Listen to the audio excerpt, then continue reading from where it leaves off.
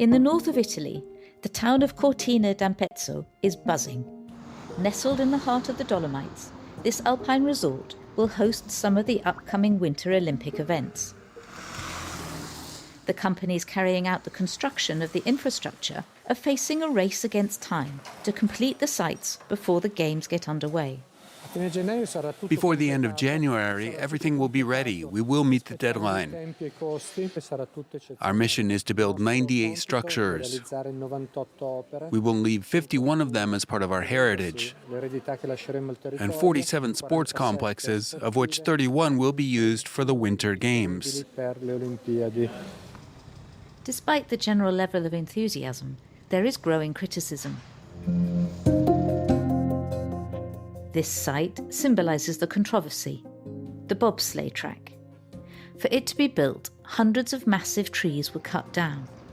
Luigi Casanova manages an environmental association that is opposed to the massive concreting over of a zone rich in alpine biodiversity.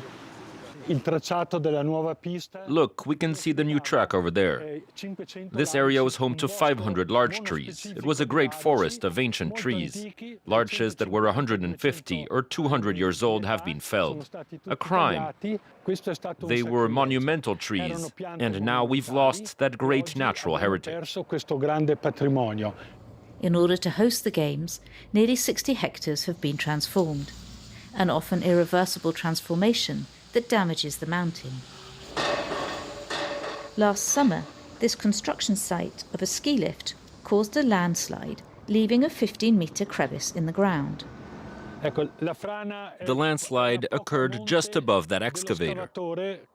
We're in a zone susceptible to landslides, an area that has historically been very fragile from a geological point of view. It's an area of karst stone, typical in the Dolomites, a zone prone to landslides, where we know that the terrain moves towards the valley by about 2 or 3 kilometers a year. Another concern is money. When millions are involved, the Mafia is never far away.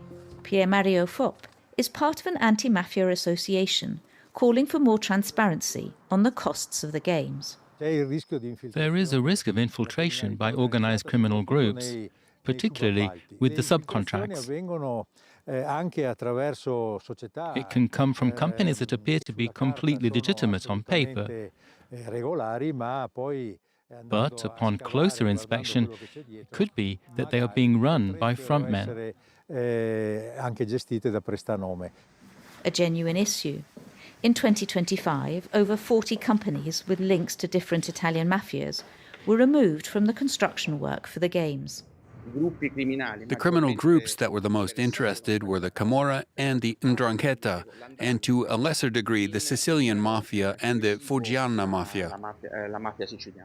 In most cases, we're talking about small-scale businesses who supplied materials for the construction sector and manpower.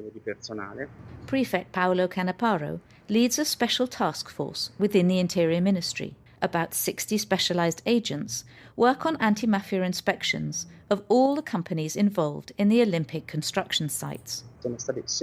6,000 businesses have been inspected. We've carried out anti-mafia inspections on all the companies, irrespective of the size of the contract. We analyze the manager profiles, the staff lists, but also their commercial relations and their own suppliers.